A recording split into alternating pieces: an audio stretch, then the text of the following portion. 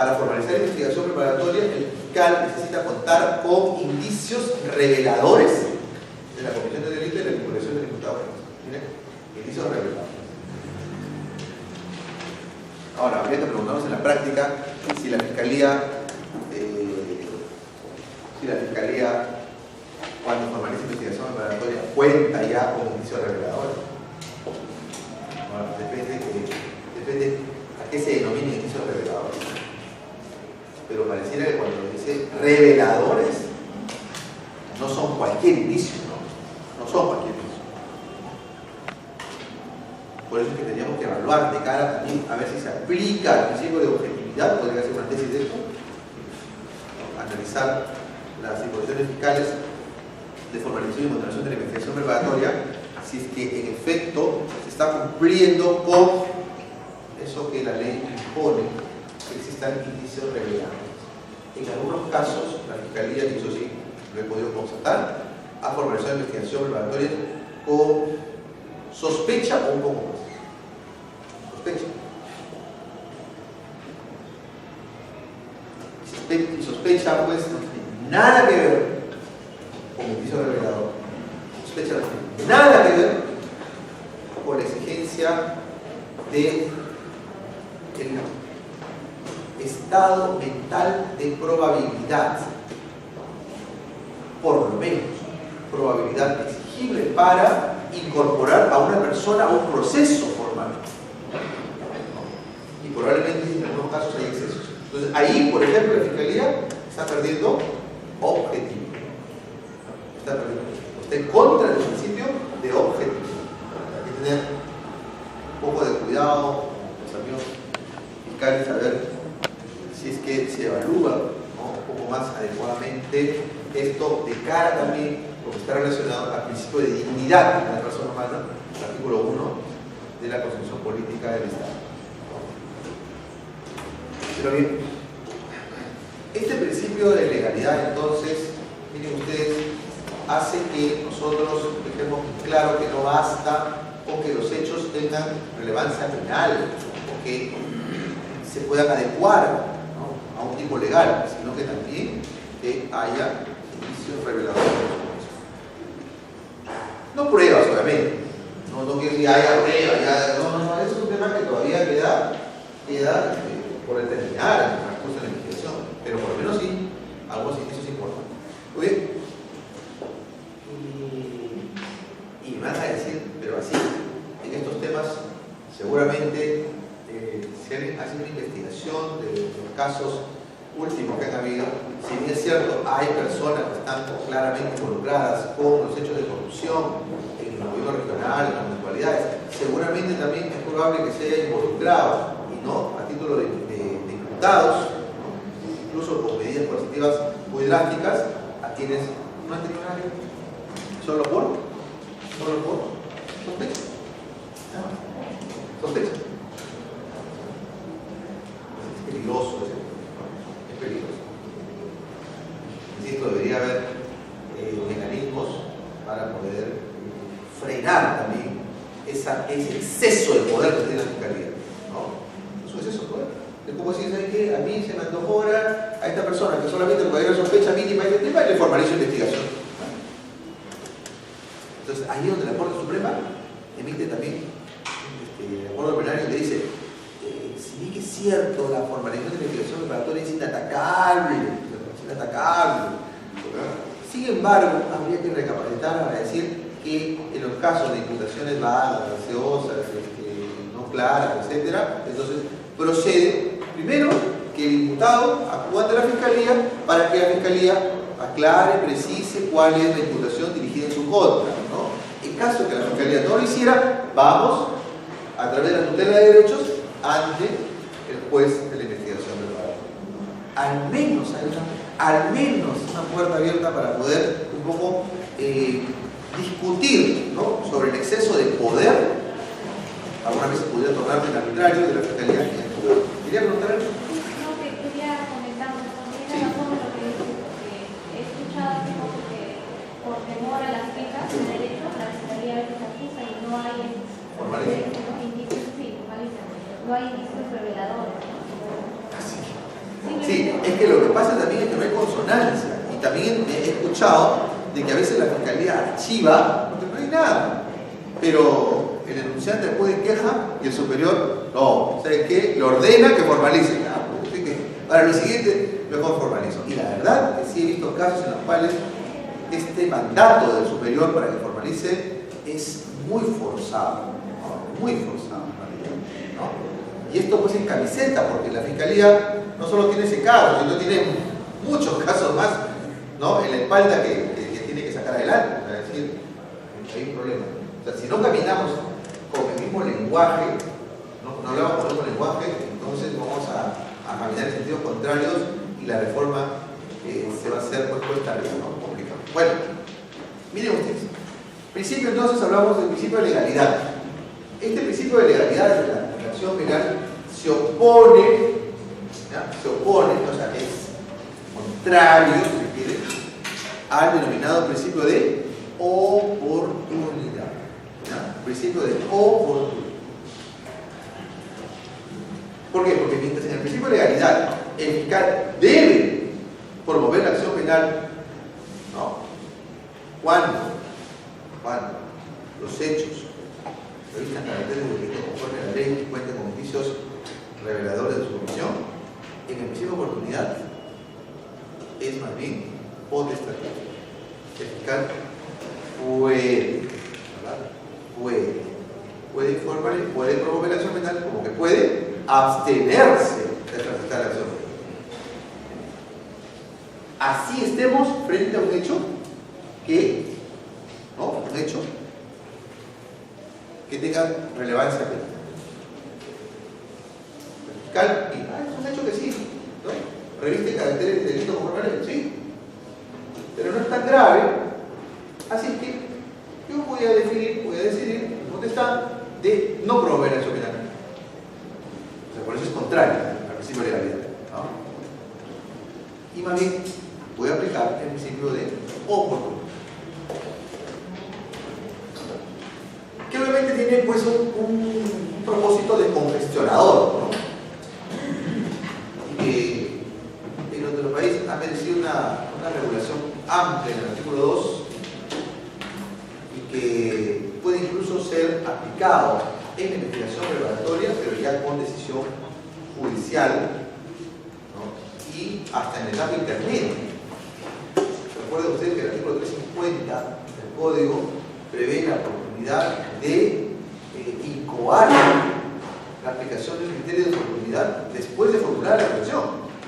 Entonces, eso nos hace ver que la tendencia del legislador es hacia que los casos no lleguen a juicio. Pero parece que nosotros mismos nos ponemos hacemos el harakiri y nos empecinamos en que el caso vaya a juicio, a juicio, a juicio. Nos resistimos, ¿no? A lo que la reforma nos viene a proponer.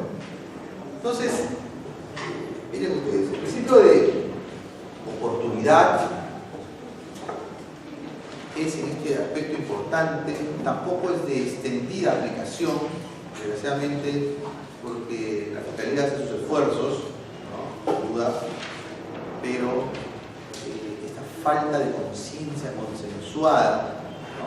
Y más bien, yo creo que una idea muy enraizada en nuestro país, en nuestros pobladores, sobre el conflicto, ¿no? Hay un alto grado de conflictividad. La gente le gusta el litigio, ¿no? O les conviene, ¿no? O les conviene. Claro. Al río revuelto ganancia de pescadores. ¿Correcto? Si alguien que tiene una obligación alimentaria, como muchos en el país, le presenta el escenario de tener que pagar, aunque sea parcialmente, en el principio de oportunidad, o, ¿verdad?, tener que enfrentar un proceso que a veces se alarga por las circunstancias que todos conocemos, ¿no? Una morosidad natural, sumada a la carga procesal y la forma como está estructurado el proceso, y le dice incluso, mira, podrás irte toda la investigación investigación preparatoria, la etapa intermedia, que ahí se demora un poco más, juicio oral hasta que te programe la audiencia de juicio, y así. Puedes apelar, aunque sea inoficiosamente, porque no tienes nada que decir, pero igual apela a la sentencia, mira, algo que nuestro ordenamiento hasta ahora, por ejemplo, no ha podido tratar de cortar, porque tenemos el derecho también a la doble instancia, según la Constitución, que nos refiere pluralidad, para mí debe ser doble nada más, dice pluralidad. A veces no tienen absolutamente nada que decir, ¿no? Y apelan igual, apelan. Entonces, el uso abusivo del recurso no ha sido todavía asumido adecuadamente. Por ejemplo, ahí una sanción alta, una sanción muy fuerte, procesal. Una sanción muy fuerte. Como que engrose las costas procesales. Por ejemplo, ¿no? Para desincentivar también el uso indiscriminado, inescrupuloso a veces ya de recursos. ¿No? Y otra es el también uso indiscriminado de las sentencias con pena suspendida en su ejecución, ¿no? De las cuales solamente se evalúa casi, ¿no? En todos los casos, el quantum de pena. Es decir, tiene menos o hasta 4 años de pena obligatoria de libertad, entonces es suspendido, ¿no? Pero no se evalúa el componente subjetivo, que también está en el artículo 57 del Código Penal, pero técnicamente esos aspectos de motivación sobre la imposición de sanciones suspendidas en su ejecución son nulas, porque no dicen por qué es que se cumple también el requisito de que por modalidad del hecho punible, la persona del agente, etcétera, haga prever que no cometerá nuevo delito. Eso no se va a hacer. No se va. Ahora, aquel que no ha pagado un sol, ¿no? Desde el momento en que se interpuso la demanda de alimentos, porque allí nace la obligación, desde el momento en que no se interpone, perdón, desde que es notificado el demandado por la demanda, ¿no?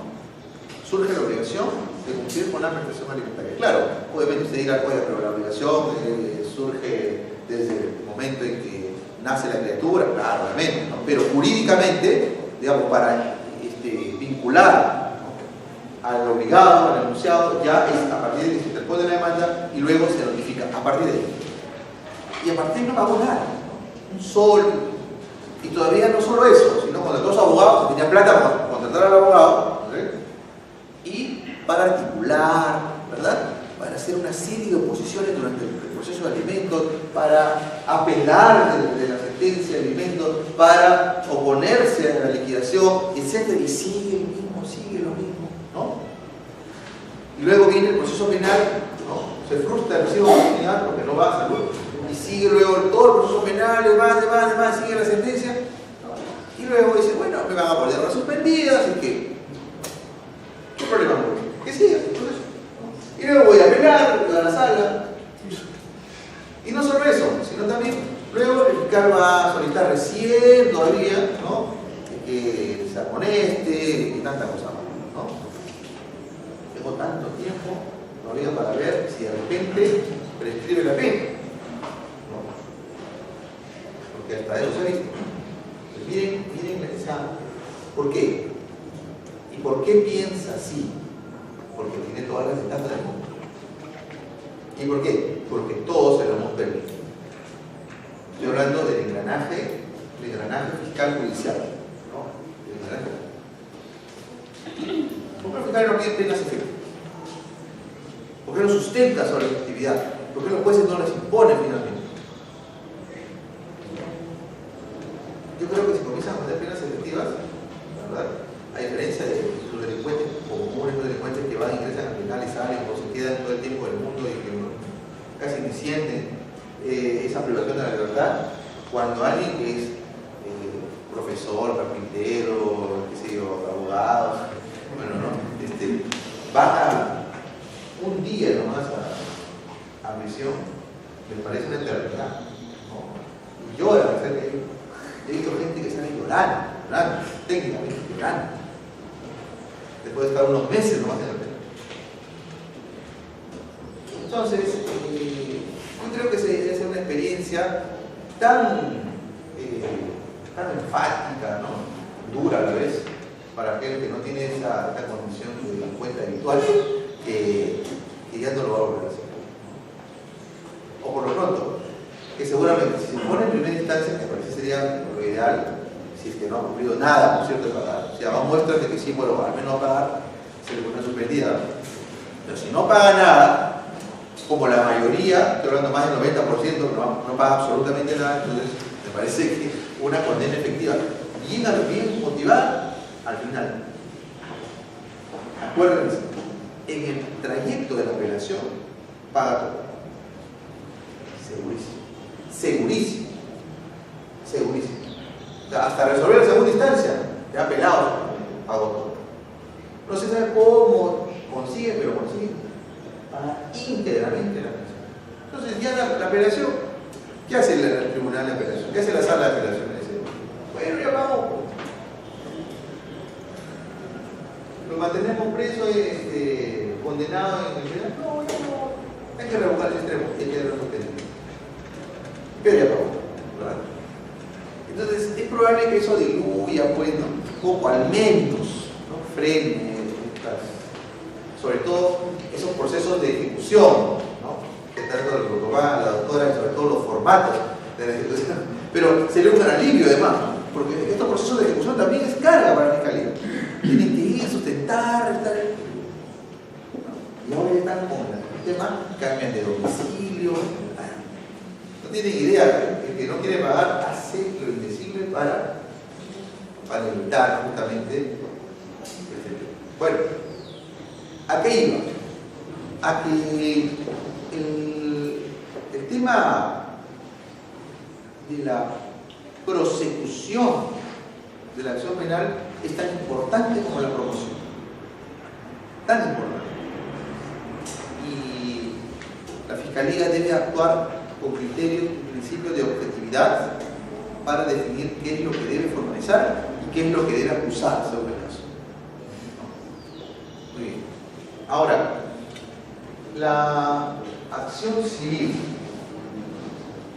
La acción civil era tradicionalmente reconocida como subsidiaria de la acción penal.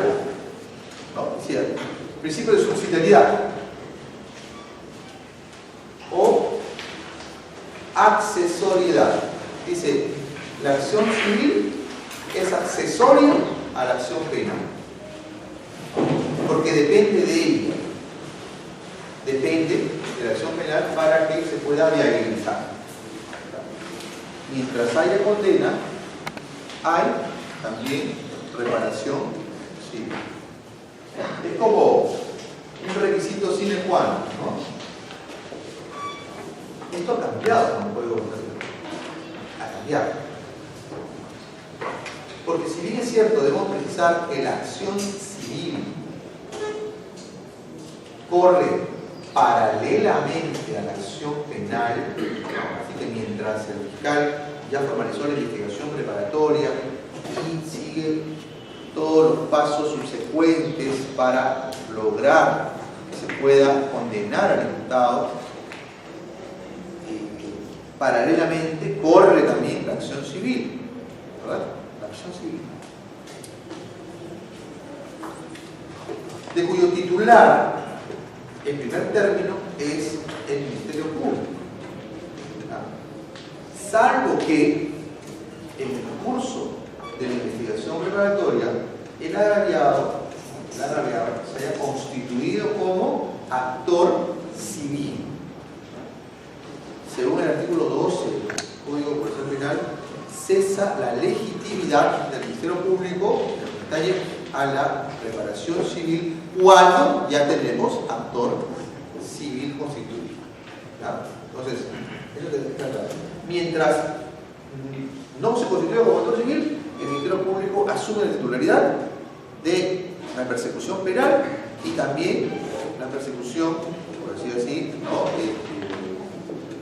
El tema vinculado a la reparación derivada del delito. Cuando hay actor civil, entonces solamente el Ministerio Público se queda con el tema penal y pasa a asumir legitimidad el actor civil. Aunque esta legitimidad, insisto, no es plena como debería ser. O sea, no es plena. ¿Por qué? Porque, por ejemplo, finalizada la investigación preparatoria y el fiscal deba formular acusación, uno de los requisitos que debe comprender la acusación escrita es justamente fijar el monto de la reparación. Entonces, ¿no es acaso que si ya perdió legitimidad el llamado a establecer cuánto y proponerlo ante el juez de investigación preparatoria debería ser el actor civil? ¿No? Sigue para adelante. Y para más adelante incluso dice que una vez notificada la acusación, el actor civil podría cuestionar, si quiere, ¿no?, oponerse a la reparación civil propuesta por la Fiscalía y pedir un aumento.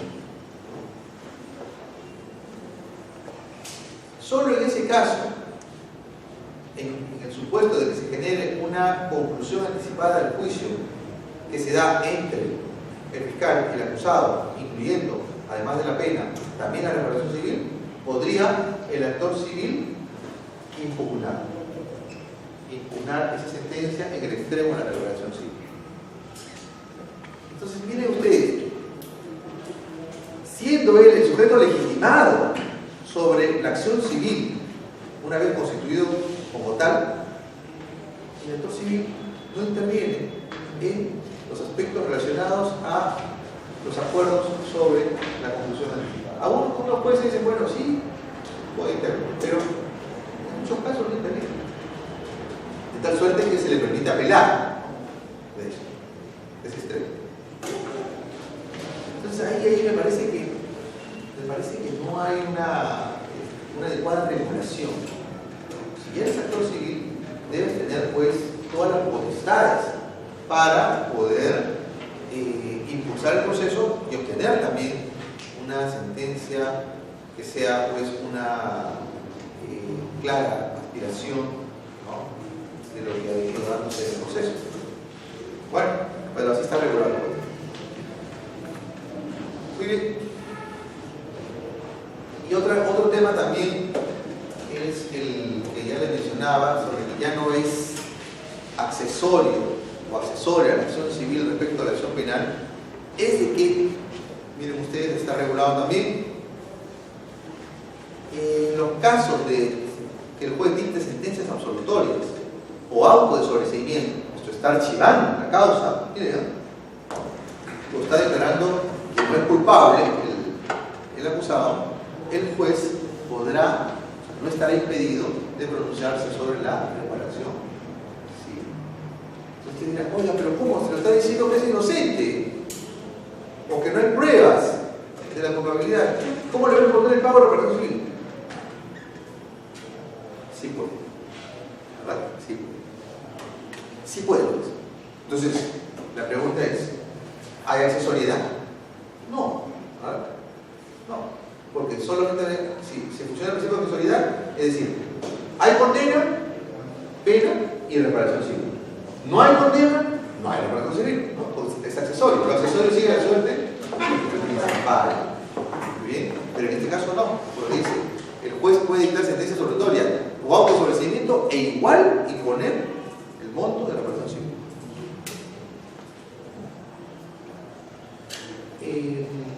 Esto porque en el derecho penal y el derecho civil se manejan concepciones distintas en cuanto a la responsabilidad. Hay temas de plena coincidencia, claro está, pero también hay otros aspectos, ¿no?, en donde sí resultan discrepantes, ¿no? Por ejemplo, el Código Civil no es muy claro también, ¿no?, en cuanto al tema de responsabilidad civil cuando se refiere a responsabilidad objetiva. ¿Muy bien? también utiliza el término de responsabilidad subjetiva. Pero en buena cuenta, si alguien quiere asumir un criterio de responsabilidad objetiva y lo quiere trasladar al proceso penal, el juez razonará de esta manera. Bueno, yo considero como juez que efectivamente, conforme lo plantea la Fiscalía, acá se ha producido un hecho de tránsito, con ciertas consecuencias fatales o qué sé yo, pero no se ha podido establecer subjetivamente la responsabilidad del imputado. O sea, no se ha logrado probar el tipo subjetivo del delito de homicidio culposo y otras cosas graves, lo que fuese, ¿no? ¿Correcto? Y por ende, a falta del elemento subjetivo, se absuelve o se archiva, según fuese el caso que haya sido propuesto por la Fiscalía. Y eso, sin embargo, no impide a que, invocando el principio de objetividad propio de la responsabilidad civil, para este caso de operatividad, o maniobrar objetos peligrosos, etcétera, entonces tenga que indemnizarse a la víctima. Y se impone una reparación civil. Miren, por ejemplo, ¿no? Ahí lo absuelve, pero igual fija la reparación civil. Incluso hay temas en los cuales puede haber surgido un hecho que no es directamente objeto del proceso penal, pero que resulta de las situaciones que han venido dándose en el curso del proceso. Y dice, bueno, entonces este tema sí es indemnizable, lo voy a indemnizar. Lo que quiere decir es, en virtud del principio de economía procesal, mira, ya que hemos recorrido todo este tema del proceso penal, estamos ya a nivel de etapa intermedia o de sentencia de fase absolutoria, ¿para qué la víctima va a ir a demandar a la vía civil, ¿no? Perdiendo tiempo de que ya ha perdido seguramente 8 meses, 10 meses, 1 año, año y medio, 2 años, ¿no? Cuando yo ya aquí, frente a un hecho probado, puedo indemnizarlo. Es decir, y impongo al imputado una reparación. Entonces, ese es el asunto. Ese es el asunto, que ya hay una concepción distinta sobre la reparación civil que debe, pues, llamar claramente la atención de los operadores. Porque nadie, al menos acá en la libertad, pocos, ¿no?, hacen uso de esta potestad jurisdiccional. En el equipo así. Antes de reconocerlo, amigos filipinos, sí lo hacen. Nosotros ya a nivel de sala lo hemos hecho oportunidad. Pero asumimos que esto debería ser más debatible a nivel de experiencia. ¿Se ha fijado? Sí. ¿De qué? No dice de excepción. Excepción de revertido un delito del año. Artículo 205. Había sido un daño culposo, ¿no? Ya. Y la defensa sí tuvo una excepción porque la típica delito que la tipicidad había ausencia de dolo. O sea, el artículo 12 dice que la pena de infracción culposa es punible en todo el mundo por ley. O sea, y después, o sea, presentada la excepción, pero impuso una reparación civil y la defensa reloj. Eso sería partir de un archivo del Estado, después impuso una reparación civil. Y la defensa misma apenas ese extremo. ¿Podría ser? Claro, sí, claro. Es un extremo que se entiende le causa perjuicio, le desfavorece, ¿no? Pero me parece lógico, ¿no? Porque recuerden, hay un principio básico, pues, ¿no? Todo aquel que causa daño a otro, ¿verdad?, está obligado a indemnizar, ¿no? Y esto es derecho civil. Esto no está en el Código Procesal, pero está en el Código Civil. Ahora, el Código Civil también maneja, ¿no?, lo que se conoce como culpa inexcusable, ¿verdad? Puede ser culpa leve. Si bien es cierto acá, vía excepción y procedencia de acción, se ha descartado, como es la exigencia del artículo 205 del Código Penal, que se trate de daños dolosos, ¿no? Pero estamos ante daños culposos. De repente se ha podido establecer con nitidez que se trata de una negligencia, ¿no? Cualquiera sea el nivel de esta, ¿no? Y no es un hecho fortuito, sino una negligencia, ¿no? Entonces está obligado a indemnizar a la víctima. Y por lo tanto, impongo una reparación civil. Ahora, obviamente, el otro, el obligado, porque ahora ya no es imputado, sino queda como que, como obligado, ¿verdad? Queda como obligado nada más. El obligado, pues de una sentencia de naturaleza civil, apela y a la sala resuelve. Pero me parece interesante el tema de discusión, ¿no? Muy bien.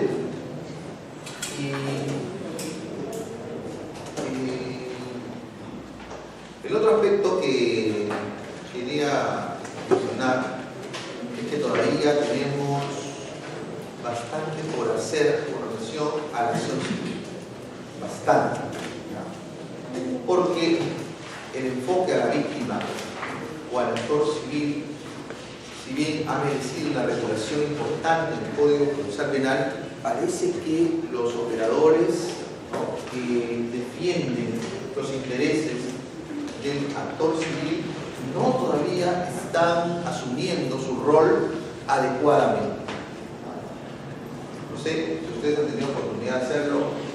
El mensaje es este: debe también durante la investigación preparatoria reunir toda aquella evidencia, distintos elementos de conclusión que esté orientada a acreditar el daño, ¿verdad?, el daño, y también acreditar el cuándo de la indemnización, que son objeto de prueba en el proceso penal. Pero parece que al Ministerio Público por último no le interesa, eso está claro. O sea, que no se vayan a pensar que el Ministerio Público va a asumir el tema de la probanza del actor civil, la entidad del daño, el tema de la valoración del daño. No le interesa. Además, no tiene tiempo, ¿correcto? Pero si bien es cierto, no lo hace el Ministerio Público, lo peor es que tampoco lo hacen los abogados del actor civil. O lo hacen a medias, ¿verdad? Es como que tienen esa idea, ¿no?, incorrecta, por cierto, pero tradicional, de que el proceso penal todo cae por su propio peso, ¿no? Y si como ya le van a poner una sentencia penal, bueno, también el juez le va a poner una reparación civil.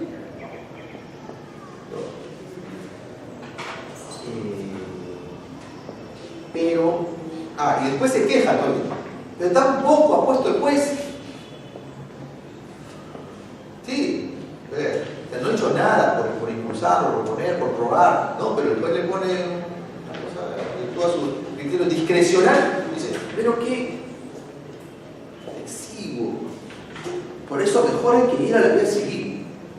Porque la vía civil sí nos da más intervención. Claro, puede ser. Pero es que frente a la inactividad completa de probanza en materia del proceso penal, obviamente, si se van a la vía civil, van a esforzarse por probar. Obviamente. Ahí sí consiguen la prueba, consiguen tal, los peritos, consiguen, pagan, si es posible, ¿verdad? Todo. Y lo presentan, porque saben que el juez civil no le va a dar más de aquello que han probado. El que alega un hecho debe probar. Sí. Eso es civil o proceso. En cambio, en materia penal, dicen, mira, no ha probado aquí, pero bueno, como ya están los daños, las lesiones, ¿cuánto le? Hay que ponerle tanto. Discrecionalmente, ¿cuánto? Tanto. Pero tenemos que probar los aspectos de la reparación de la responsabilidad civil, ¿no? Daño emergente, lucro cesante, daño moral, ¿no? El daño moral. Bien. ¿Cuántos casos hay de lucro cesante? O sea, de gente que ha estado utilizada por tiempo, ¿no? embargo no han podido percibir algún tipo de ingreso durante ese periodo. ¿No han probado? No lo han probado. Entonces, ¿cómo yo exijo que se me repare ese extremo de la responsabilidad civil si no lo he probado? ¿No? Y esto es muy común en los casos, por ejemplo, de lesiones culposas graves, lesiones graves, u otros casos en los cuales ¿no? se ha podido fijar, establecer, solo se ha emitido un discurso, pero no se ha probado. ¿No? O por ejemplo, usurpación y daños. Sí, usurpación y daños, pero nunca probaron los daños. Nunca probaron cuál fue la entidad del daño, la valoración del daño, ¿no? Las plantaciones, cuánto, digamos, a través de un perito agrónomo, qué es lo que se dejó de percibir por el tiempo que se encontraban las plantaciones, etcétera, cuánto esto demoró en poder nuevamente, cuál es el perjuicio realmente ocasionado. ¿Lo hace? No lo hace, no lo hace, no lo hace. Entonces, si lo podemos hacer en la vía penal, y a poco, si ustedes quieren decir, no, pero no confío, mejor penal, porque penal da miserias, ¿no? Lo acorralan los jueces. ¿Cómo lo acorralan? La única forma de acorralarlo es con pruebas. Esto es todo lo que usted debe imponer a la demostración. Pero para eso usted quiere un abogado diligente, que impulse, que pruebe, que esté ahí detrás, ¿no? Y nos evitaremos ir a la vía civil porque es otro gasto. Y ir a la civil no solo es otro gasto, porque es gasto, ¿no? Y que tienes que, solo por deponer tu demanda, por poner escrito, por etcétera, por apelar, por lo que fuese, ¿no? Y el tiempo que te va a demorar cuando esto podría definirse bien en la vía penal. Sí,